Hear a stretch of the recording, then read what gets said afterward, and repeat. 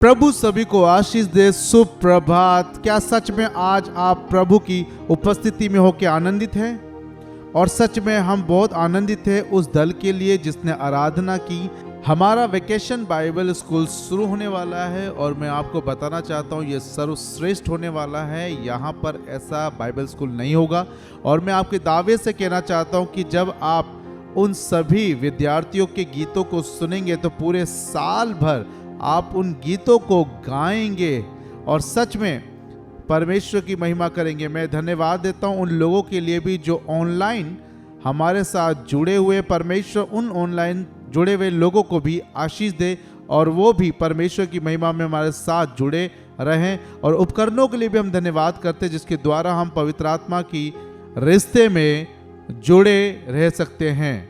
हम आपके दिल से दिए गए दान के लिए भी धन्यवाद देते हैं जो आपने एसटीसी चर्च के लिए दिया है, क्योंकि प्रभु ने कहा सारे भंडार को परमेश्वर के भवन में लाया जाए ताकि परमेश्वर के भवन में खान पान की सारी वस्तुएं मौजूद रहे। सो आपका धन्यवाद, आपने इस बात को समझते हुए परमेश्वर को अपने प्रेम को दिखाया। आइए हम लूका अध्याय 5 से पढ़ेंगे और आज का विषय है मछली पकड़ने को गए। और यहाँ ऐसा लिखा है कि जब भीड़ उस पर गिरी पड़ती थी और परमेश्वर का वचन सुनती थी, वह गन्नेसर की झील के किनारे पर खड़ा था। तो ऐसा हुआ कि उसने झील के किनारे 2 नावें लगी हुई देखी और मछुए उन पर से उतरकर जाल धो रहे थे। उन नावों में से एक पर जो सिमोन की थी चढ़कर उसने उससे विनती की कि किनारे से थोड़ा हटा ले चले। तब वह बैठकर लोगों को नाव पर से उपदेश देने लगा। जब वह बातें कर चुका तो सिमोन से कहा, गहरे में ले चल और मछलियां पकड़ने के लिए अपने जाल डालो। सिमोन ने उसको उत्तर दिया कि हे स्वामी, हमने सारी रात मेहनत की और कुछ ना पकड़ा, तो भी तेरे कहने से जाल डालूंगा। जब उन्होंने ऐसा किया तो बहुत मछलियां घेर लाए और उनके जाल फटने लगे। इस पर उन्होंने अपने साथियों को जो दूसरी नाव पर थे संकेत किया कि आकर हमारी सहायता करो, और उन्होंने आकर दोनों नाव यहाँ तक भर ली कि वे डूबने लगी। ये देखकर सिमोन पतरस यीशु के पांवों पर गिरा और कहा, हे प्रभु, मेरे पास से जा, क्योंकि मैं पापी मनुष्य हूँ। क्योंकि इतनी मछलियों के पकड़े जाने से उसे और उसके साथियों को बहुत अचंभा हुआ। पर वैसे ही जब्दी के पुत्र याकूब व यूहन्ना को भी, जो सिमोन के साथ सहभागी थे, अचंभा हुआ। तब यीशु ने सिमोन से कहा, मत डर, अब से तू मनुष्यों को जीवित पकड़ा करेगा। और वे नावों को किनारे पर ले आए और सब कुछ छोड़कर उसके पीछे हो लिए। आज हम देख रहे हैं कि नाव पकड़ने को गए। इस साल हम यीशु मसीह के निराले जीवन की ओर देख रहे हैं कि कोई भी यीशु के समान नहीं है, और जब हम अपनी आंखें यीशु पर लगाते हैं तो हमें मार्गदर्शन मिलता है। आइए हम देखते हैं कि किस प्रकार यूहन्ना के संग यीशु ने यरदन की नदी के किनारे अपनी सेवकाई को की। अपने रिश्तेदारों में होकर वो सेवकाई को आगे बढ़ाता है। और फिर हम देखते हैं कि राजा जो हेरोदेस कहलाता है उसने यूहन्ना को पकड़ लिया और पवित्र आत्मा की बात सुनकर फिर यीशु गलील की ओर जाता है, जहां पर वे कुछ मछुओं को पकड़ता है और उन मछुओं को सिखाता है। आपको मैं बताना चाहता हूं कि आज भी यीशु मसीह उन मछुओं का इंतजार करता है। आज भी यीशु मसीह हमें एक मछुआ बनाना चाहता है जो मनुष्य को पकड़ने वाला मछुआ हो सके। और ये बाइबल की भाषा है कि मनुष्य के पकड़ने वाले मछुए। आज भी यीशु मसीह अपने लिए सहकर्मियों को ढूंढता है जो उसके लिए मछुए बने और मनुष्य को पकड़े। अगर किसी मछुए के जाल में मछली पकड़ी जाए तो उस मछली के लिए वो अंत का दिन होगा, परंतु यीशु के जाल में यदि कोई मनुष्य पकड़ा जाए तो वो उसके लिए अनंत जीवन बन जाता है। कैसे हम यीशु मसीह के लिए एक सहकर्मी बने जो उसके लिए मछलियों को पकड़े, या किस प्रकार के लोगों को यीशु मसीह आज बुलाता है? यदि मैं सच कहूं तो मैं उसके लिए एक बहुत ही बेकार मछुआ अब तक का हूं। मछुआ बनने के लिए चाहिए धीरजपन, चाहिए एक कला, चाहिए कि हम शांत रहें, चाहिए कि हम एक सहकर्मी बने, और मेरे अंदर एक भी गुण ऐसा नहीं है। मेरे दोस्तों ने मुझे मछली पकड़ने के लिए एक बार बुलाया था और फिर उन लोगों ने मुझे कभी भी मछली पकड़ने के लिए नहीं बुलाया। और यदि हम यीशु मसीह का पतरस को बुलाना देखें तो हम देखेंगे कि उसके लिए दूसरों के अंदर विभिन्न प्रकार की बातें होनी चाहिए। और इसी के बारे में आज हम बात करेंगे कि यीशु के सहकर्मी बनने के लिए हमारे अंदर क्या क्या बातें होनी आवश्यक है। आइए हम देखें यीशु मसीह के लिए सहकर्मी होने पर हमें क्या क्या चीजों की आवश्यकता है। पहली बात जो है वो ये है, यीशु के लिए जगह तैयार करें। यीशु के लिए जगह तैयार करें। आज का संदेश किसी एक ऐसे व्यक्ति के लिए है जिसको यीशु कहता है कि मुझे अपने नाव में आने दे। पतरस की नाव पतरस के लिए क्या थी? लूका 11वें पद में यह बताता है कि वो नाव उसके लिए सब कुछ थी। ये नाव उसके लिए जिंदगी थी। ये नाव उसकी जीविका के लिए एक रास्ता थी। ये नाव ही उसके जीवन का एक सहारा थी। ये नाव पतरस के लिए सब कुछ थी। और पुरानी कहावतों में कहा जाता है कि किसी को मछली खिलाना एक दिन का भोजन है, पर किसी को मछली पकड़ना सिखाना उसके जीवन काल के लिए एक तोहफा है। वो नाव उसका एक ऐसा स्थान था जहां पे उसके सारे मित्र वहीं उसे घेर लिया करते थे। वो उसकी एक सहकर्मी थी, वो उसका एक सहारा थी, वो उसकी पहचान थी, क्योंकि पतरस एक मछुआरा था। उसी प्रकार से मेरी बात को गौर से सुनिए, यीशु मसीह आपको बुलाता है और आज वो आपके नाव में आना चाहता है। वो आपके जीवन के अंदर आना चाहता है और अपनी योजनाओं को वहां पर बनाना चाहता है। वो आपकी दोस्ती में, आपके रिश्तों में, आपके जीवन काल में, आपके हर एक कार्य में आना चाहता है। वो आपके जीवन के बिल्कुल बीच में आना चाहता है। क्या आप उसे अपने नाव में आने देंगे? क्या आप उससे आपके जीवन में योजनाओं को बनाने देंगे? वापस पतरस की कहानी पर आते हैं और देखते कि पतरस ने कुछ भी नहीं पाया। किसी ने कहा कि मछली पकड़कर दिन व्यर्थ करना अच्छा है उससे कि अपने समय को कहीं और लगाए। मैं नहीं जानता इस बात से पतरस सहमत होगा कि नहीं, पर उसने अपना पूरा दिन उसमें लगाया था। और साथ ही साथ अंद्रियास और यूहन्ना और याकूब ने भी, और उन्होंने कहा कि हे प्रभु, हमने पूरी रात मेहनत की पर कुछ भी नहीं पकड़ा है। हम यहाँ देखते कितना अच्छा संयोग है कि यीशु मसीह उस ही नाव पर गया है जिस नाव के चालक पूरी रात मेहनत करते और अपना दिन बर्बाद करते हैं। वैसे ही यीशु भी कई बार उन जीवनों के अंदर आता है जो अपने आप को बर्बाद कर चुके हैं। यीशु आपकी निराशा में आना चाहता है। यीशु आपके थकान में आना चाहता है। यीशु आपके उन हिस्सों में आना चाहता है जिसने आपको तोड़ दिया है और आप उन सब से पराजित हो गए हैं। प्रभु, हमने पूरी रात मेहनत करी और अपना सर्वश्रेष्ठ दिया है। हमने अपनी श्रेष्ठ योजना लगाई, अपनी श्रेष्ठ बल लगाया, अपना श्रेष्ठ कौशल लगाया। हमने सब कुछ करके देख लिया पर पाया हमने कुछ भी नहीं। मुझे लगता है कि हमारे जिंदगी का सबसे दुखी क्षण वो होता है जब हम अपना श्रेष्ठ देते हैं और उसके प्रतिफल में कुछ नहीं पाते।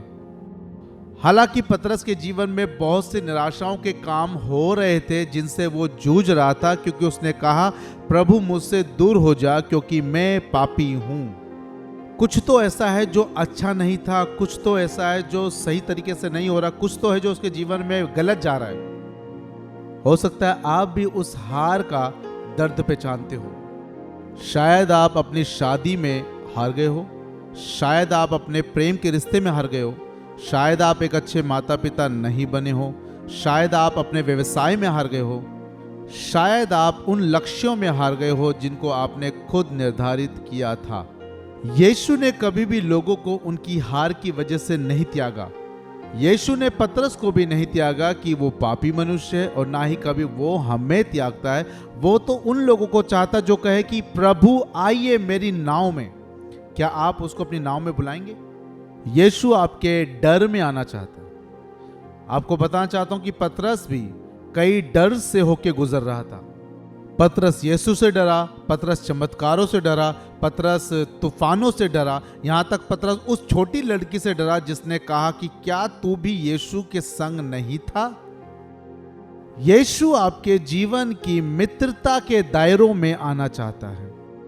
इस बात की कल्पना कीजिए कि पतरस और उसके सारे दोस्त अपने काम को खत्म करके वहां से निकल जाना चाहते थे। बस वे थके हुए थे, वो खाना खा के आराम करना चाहते थे, वो अपने जालों को धो रहे थे, संवार रहे थे, उनको दोबारा से इकट्ठा कर रहे थे और दोबारा से लपेट के ठीक से रख देना चाहते थे और अपने घर जाना चाहते थे, इससे पहले कि लोग वहां पर आए और घूमे फिरे चारों ओर।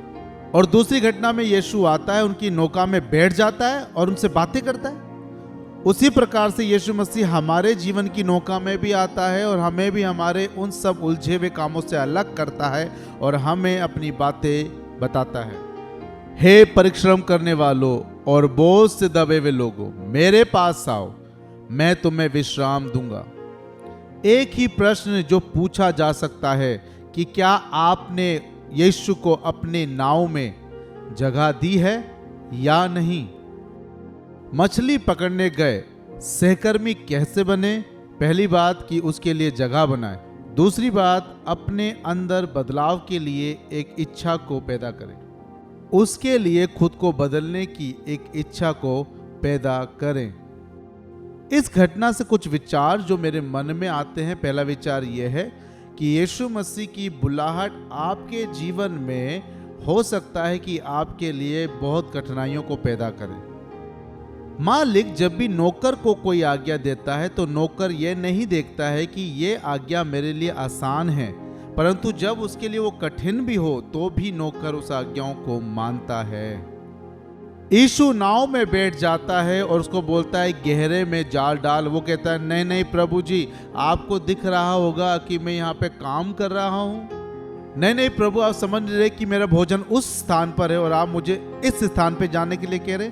मेरा बिस्तर वहां पर है और आप मुझे इस स्थान पे जाने के लिए कह रहे हैं। यीशु मसीह पतरस से उस घड़ी नहीं मिलता है जब वो अपने परिवार के साथ मछली पकड़ रहा हो, खाना पीना खा रहा हो, आनंद के साथ अपने समय को बिता रहा हो। नहीं, यीशु मसीह उस समय मिलता है जब वो मेहनत करके थका होता है, जब वो अपने काम में लगा हुआ होता है, जब वो परेशान होता है। हमारे जीवन में भी यीशु मसीह उसी घड़ी लगता है जब हम परेशान होते हैं। आप उसे अपनी नौका दीजिए। जब आप उसे अपनी खाली नौका देते हैं तो मैं आपको बताना चाहता हूँ वो आपको भरकर वापस लौटाता है।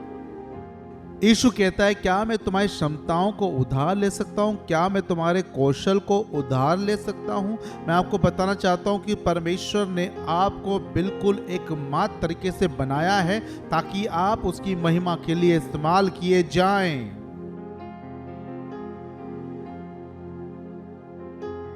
दूसरा विचार इस बात पे, जब आप अपनी नौका को यीशु को देते हैं तो वह उस पर अधिकार रखता है। जैसे ही यीशु पतरस की नौका में बैठा तो उसने अपना अधिकार उस नौका पर रखते हुए कहा कि अब पतरस इस नौका को गहरे में ले चलो, वहां पर जाल डालो, इस तरीके से करो, उस तरीके से करो। उसने अपना अधिकार दिखाना शुरू किया। नौका का असली चालक पतरस यीशु मसीह को प्रभु प्रदर्शित करता है और अपना अधिकार उसको देता है।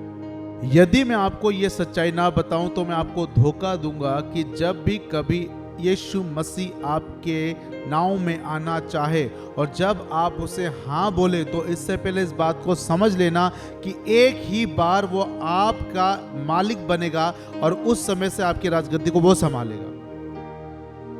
क्योंकि यीशु कभी भी आपकी नाव में एक यात्री बनना नहीं चाहता है, क्योंकि वो कोई ऐसा व्यक्ति नहीं है जो आपकी यात्रा में आपके संग रहे या आपके लिए एक शुभ चिंतक का काम करे या फिर वो आपके ही अनुसार सारी दिशाओं में जाए। नहीं, वो है वो व्यक्ति जो आपको अपने संग रखता है।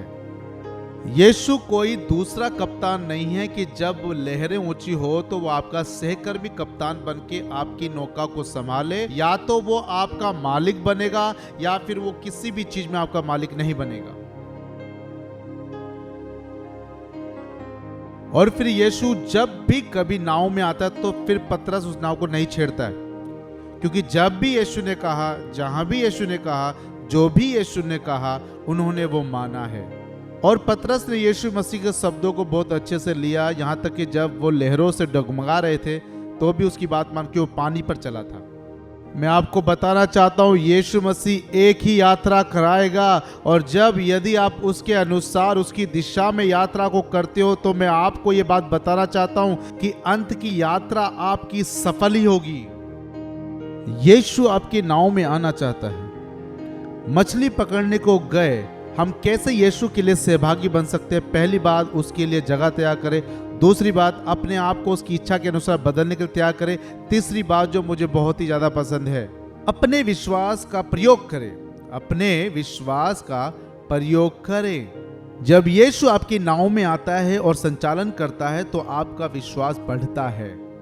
कुछ बातों पर ध्यान देंगे, जैसे कि विश्वास उसके कथन पर हमारे ज्ञान से बढ़कर होना चाहिए। यह असंभव सी बात है कि एक बढ़ई को, एक मछुए को ज्ञान देना कि कैसे मछली पकड़ी जाए। पतरस कोई नौसखिया मछुआरा नहीं था। पतरस वहां पे जाना पहचाना एक मछुआ था, अपने कार्य में होनहार मछुआ था, और उसे सारे तरीके पता थे कि मछुए के लिए क्या जरूरी है। और यीशु आते हैं और उसको बोलते हैं अपना जाल डाल। उस समय पर, जो कि वो समय मछली पकड़ने का नहीं था। आम तौर पे मछलियां रात के समय पकड़ी जाती थी, क्योंकि रात के समय उस जाल को मछलियां देख नहीं सकती थी, परंतु दिन की रोशनी में वो जाल को देखकर भाग जाती हैं। इसलिए उस समय पर मछली पकड़ना बेवकूफी थी। यीशु ने यहाँ पे उसे गलत निर्देश दिया।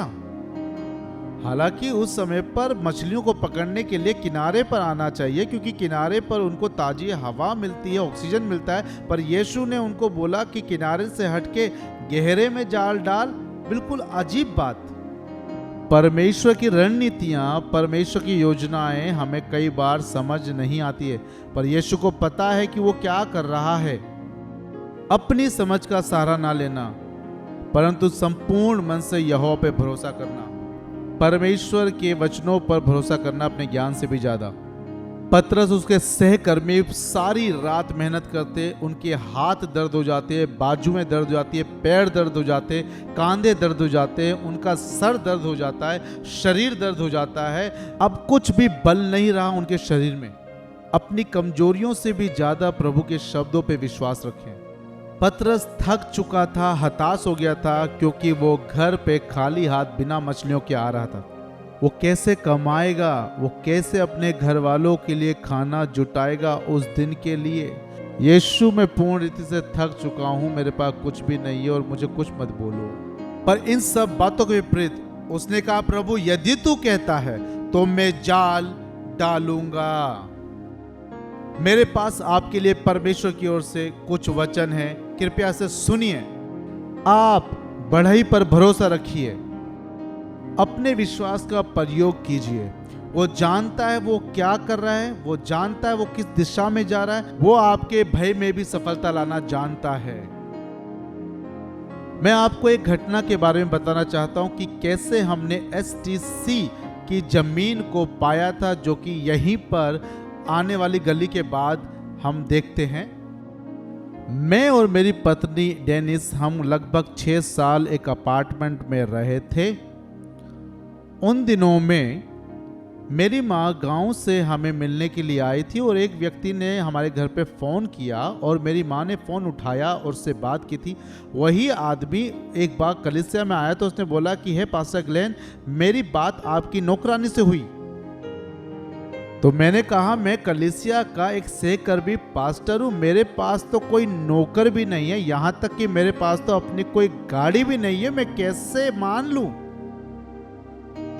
हमारा पहला किराए का घर 950 स्क्वायर फीट में था और उस टूटे फूटे घर को मेरी तरह कोई शायद पागल ही होगा जो ठीक करवाएगा, क्योंकि उसके अंदर 12 बाय 12 का बेडरूम था और 10 बाय 10 का एक छोटा सा कमरा था। और फिर जब हमारी बेटी लॉरेन पैदा हुई तो उसी 10 बाय 10 के अंदर हमने कई समय गुजारा। अब हमारे पास एक विकल्प था कि हमारे पास एक अच्छी ज़मीन थी जिसे हम खरीदे, और हमारे बोर्ड मेंबर ने भी इस बात में सहमति दिखाई कि हमें खरीदनी चाहिए, परंतु पहली इमारत को बनाने के बाद हमारे पास कुछ भी नहीं बचा था।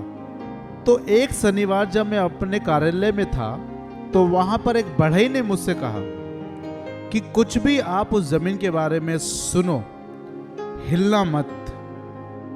उसी समय मेरे दरवाजे पे दस्तक होती है और हमारी कलीसिया की एक सदस्य महिला वहां आती है और कहती है, पास्टर ग्लेन, मैं जानती हूँ कि उस जमीन को हम खरीदना चाहते हैं और उस जमीन को बेचने के लिए मेरा दोस्त मेरे घर से उस रास्ते पर है और उसके सभी सहकर्मी उस जमीन को बेचने के लिए अब एक मॉल को लगाने वाले हैं।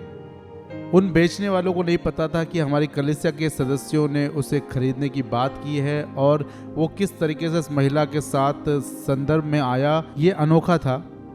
और वो महिला कहती है, पास्टर ग्लेन, हमें अभी जाना होगा, हमें कुछ ना कुछ करना होगा, पर मेरे पास तो उस बढ़ई के शब्द पहले से ही मौजूद थे, पर हम कुछ भी नहीं कर सकते थे केवल प्रार्थना करने के। और मैंने उस समय कुछ नहीं किया, केवल प्रार्थना की। और फिर एक समय ऐसा हुआ कि हमारी पास्टर सभा थी जो कि शिकागो में थी, और वहां ऐसा हुआ कि मुझे एक पुराने पास्टर जो असेंबली ऑफ गॉड चर्च से आते थे उनसे मिला, जिनका नाम मेखाडो था, और उनके भतीजे आज हमारी एसटीसी कलीसिया के एक सदस्य हैं। और मुझे लगता है कि हम दो ही पास्टर पेंटिकोस्टल पास्टर थे उन सभी इंजिलवादी पास्टरों के दौरान जो वहां पर आए हुए थे तमाम जगहों से, जबकि वो हमारी पहली मुलाकात थी। मगर पास्टर मैकलोन हमारे पुराने पास्टर को पहले से ही जानते थे और किसी तरीके से हमारी वार्तालाप उस जमीन के बारे में पहुंची और मैंने उनको कहा कि हम जमीन तो खरीदना चाहते हैं मगर हमारे हाथ में एक फूटी कौड़ी भी नहीं है। अचानक से पवित्र आत्मा उन पर उतर आया और उन्होंने अपने मुख खोले और उन्होंने अपने दोनों हाथों को मेरे दोनों कंधे पर रख के मेरे आमने सामने होकर मुझसे कहा कि जब भी तुम घर जाओ तो उस बेचने वाले को बुला के रखना, क्योंकि कलीसिया के पास कलीसिया के लिए स्थान होना बहुत ही जरूरी है। चाहे कोई भी दाम वो लगाए, आपको परमेश्वर देगा। ऐसा अनुभव पहले कभी मैंने नहीं पाया। और फिर जब मैं घर पहुंचा तो मैंने अपने कलीसिया के खजांची को बताया शिकागो में क्या हुआ, और फिर हमने उस बेचने वाले को बुलवाया। बाजार में उसकी कीमत लगभग $12 लाख थी। और फिर हमने उसे बोला, और मुझे नहीं पता कि आप कैसे इस बात को लेते हैं, मगर ये पहली बार था कि हम एक कलीसिया के नाम पे किसी से मोल भाव कर रहे हैं ज़मीन के बारे में। और फिर मैंने बोला कि हमें ये ज़मीन कलीसिया के लिए चाहिए, तो उसने बोला कलीसिया के लिए मैं इसे $8,000 में दे दूंगा। और मैंने एक पेन लिया, पेपर लिया और उस चीज़ को उस पर लिख दिया। तो खजांची ने कहा कि यदि हम इस जमीन को खरीदना जाएं तो पेशगी में हमें $1,60,000 देना पड़ेगा, जो हमारे पास बिल्कुल भी नहीं है। पर हम लोगों ने प्रार्थना किया और बृहस्पतिवार तक हमारे पास किसी रूप में $1,60,000 आया और हमने उनको पेशगी में वो दिया। हमने उस जमीन को लिया और उस बेचने वाले ने बहुत ही कम ब्याज में हमें वो जमीन बेच दी थी। बढ़ई पर विश्वास करें। मुझे रियल एस्टेट के बारे में कुछ भी नहीं पता था, परंतु उस कारपेंटर ने मुझे उसके बारे में बताया कि वहाँ 19 एकड़ की जमीन है, 3 हिस्सों में वो है और वे सबसे बड़ी रियल एस्टेट की जमीनों में से है। मुझे किसी इमारत को बनाने का या निर्माण करने का कोई अंदाजा नहीं है, परंतु उस बढ़ई ने जैसे हमें निर्धारित और निर्देश दिया, हम उसे बात को समझ पा रहे थे और 60,000 स्क्वायर फीट में हमने अपनी कलीसिया को बनाया, जबकि उसे 27,000 स्क्वायर फीट में ही बनाया जा सकता था। उसके अलावा यह असंभव था। बढ़ई पर विश्वास करें। मुझे व्यवसाय के बारे में तो कुछ नहीं पता, मगर 25 साल की सेवा में उन्होंने हमारी मदद करी कि $2,50,00,000 को हमारी बैलेंस शीट में डाला जाए। मैं इस बात को साफ कर देना चाहता हूँ कि हमारे पास इतना पैसा बैंकों में तो नहीं है, पर इतनी हमारे पास ईंटें हैं और वो ईंटें भी उसी बढ़ई के द्वारा आज हमारे पास है। बढ़ई पर विश्वास करो। ऐसा पहली बार देखा गया है कि किसी पास्टर को कोई बढ़ई निर्देश देता है और उसी के निर्देश अनुसार अभी ये कलीसिया बहुत बेहतर हो रहा है, यहाँ तक कि कोविड के समय से लेकर अब तक और बेहतर हुआ है। सुनिए सुनिए, इस बात को बहुत अच्छे से समझिए और सुनिए कि मैं अपने बारे में यहाँ बढ़ाई नहीं कर रहा, परंतु मैं उस बढ़ई की बढ़ाई कर रहा हूँ जो मेरी नाव में है। मैं तो अपनी नाव के जालों को धोने में लगा हूँ, मगर बढ़ई जो कहता है वो सही है। बढ़ई पर भरोसा करें। यीशु हमें एक फलदायी जीवन की ओर ले चलता है और हमारे जीवन को निर्देश दे सकता है। हालांकि यीशु ने शादी नहीं करी, पर फिर भी एक सफल शादी क्या है वो बता सकता है। उसके पास शारीरिक रूप से कोई भी बच्चे तो नहीं है, मगर वो माँ बाप को बच्चों को कैसे बढ़ाना इसकी शिक्षा बेहतर तरीके से दे सकता है। उसने अपने पहले सदी की कलीसिया को ही नहीं सिखाया, मगर वो 21वीं सदी की कलीसिया को भी सिखा सकता है। वो आज की 21वीं कलीसिया के लिए भी निर्देश ला सकता है। यीशु एक कारपेंटर था, बढ़ई था। आप चाहे कोई भी काम करने वाले व्यक्ति हो, यीशु ने वो काम नहीं किया होगा, मगर उस काम में बहुत अच्छी राय वो दे सकता है। हमेशा बढ़ई पर विश्वास रखें। हम कैसे सहकर भी मशहूर बन सकते हैं? पहली बात, उसको जगह दे। दूसरी बात, अपने आप को बदले। तीसरी बात, अपने विश्वास का अभ्यास करें। चौथी बात, अपने आरामदायक क्षेत्रों से परे होकर उस पर विश्वास करें। अपने आरामदायक क्षेत्रों से परे होकर उस पर विश्वास करें।